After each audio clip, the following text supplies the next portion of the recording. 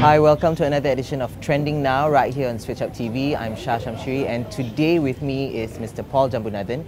He is the consultant clinical psychologist of Monash University. Hi, Paul. Hi, good to see you, man. Thank you very much. It's very good to have you here. Now, the reason why we have Paul today is because we would like to talk about the recent tragedy, MH17, as you know. After what has happened, the very unfortunate tragedy, we are going to have a National Mourning Day on Friday, 22nd of August. But the problem is, how do we as a nation grieve together? Is that even possible? Yes, it is. It is. It's a very big task, a very big ask. But it's all about empathy. It's about the unity of the country. And when a disaster strikes a country, as a nation as a whole, it wasn't individuals were not pinpointed. It hit a group of people who represented our country. The national carrier was affected too. But one of the things to do is to start empathizing as individuals, and then information dissemination actually brings people together. So what you guys are doing is fantastic, because people are getting to know the reality of things, and they begin to feel. There's a lot of emotions around, tons of emotions, and of course the people who are closest to the victims, they are the ones impacted the most. And then we have the friends and family and the schools and colleges and workplaces. And finally, the nation and national policy will change as well, because the ripple effect is still profound. Yeah.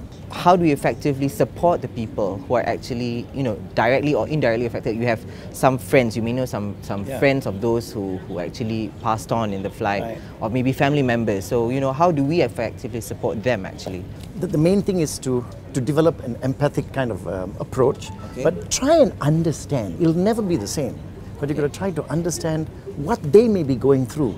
Identify with loss initially if you don't have a human loss. Identify with loss and then identify progressively with what they might be going through. But the best thing you can do as being a friend is to be there. Don't push the topic, but be there, because just in case anyone becomes emotionally dysfunctional or emotionally preoccupied with certain issues and they no longer are mindful about what they're doing, they need someone to talk to. And the various agencies, and the Star has it, various other people have this opportunity for people to write in and talk.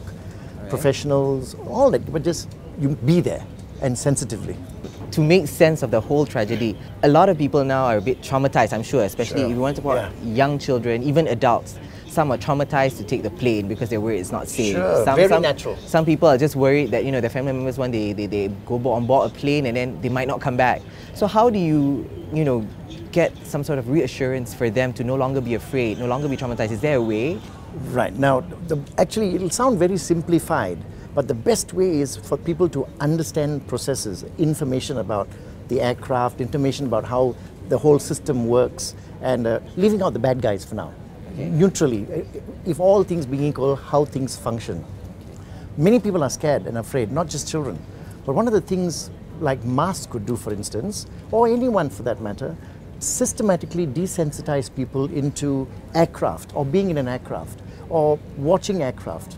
Now, the older the person is, it's quite easy for you to rationalize and give information. They can understand it. Leave out the physics and the technical stuff. But the very old themselves, a little bit more difficult to help them rationalize.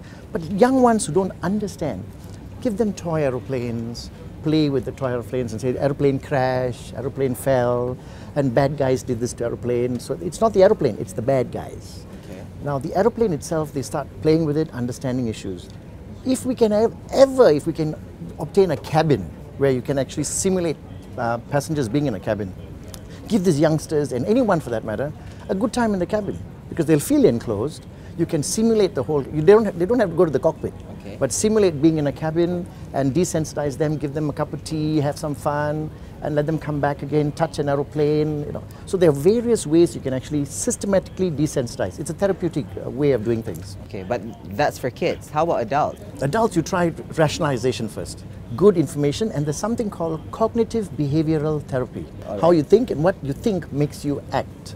So the cognitive and behavior. So you've got to get in touch with how people are thinking about this, whether they're thinking dysfunctionally, and it's beginning to affect their lives. Some may develop phobias. Yes, of course. It'll affect my life, it'll affect your life if you are in my primary environment, and it'll affect my function.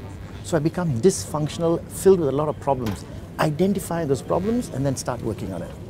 Last but not least, maybe about our emotions. Like you said, some people may just pretend that, okay, I'm all right, I'm not affected by it. But little do we know, maybe at home, they're actually thinking about it. True. And you know, like I said, the phobia will always be True. there. So how do we deal with our emotions after all this? You know, whether it's gonna happen again or. But okay, just before we get into that, you know our good old friend called Freud. Okay, Sigmund Freud. of course. Freud once said, eyes that do not give vent to tears, I mean eyes that don't cry, that is parallel to people who don't express themselves. Eyes that don't give vent to tears make other organs weep, Okay. psychosomatically. So look out for people who are expressing emotions, look out for people who don't talk too much, don't say too much, but their other organs are weeping, they cannot sleep, their appetite goes, physiological reproductive cycles all change, hair loss, lack of energy. Now, it affects the whole body, so they are speaking to you. But to understand that kind of language, you have to be around. You have to have the consistency of presence, persistence, and of course you must be patient with them. So there are 3 P's there. But the whole issue is to be there and understand that emotional language. Emotions, look out for the emotions. And those of you who feel you can't talk, take your time. But if you can, mention something to someone who is wise, responsible, and responsive, then you're on the way to mending. You don't have to forget. You live with effectively. Okay. All right. I think that's about all the time we have for today's episode of Trending Now. I'd like to thank you so much, Paul. Thank you so much for being with us. And keep up the dissemination. It's fantastic. All right. We need that. We'll try our best. So that's all for now. Until the next episode of Trending Now, we'll see you guys soon.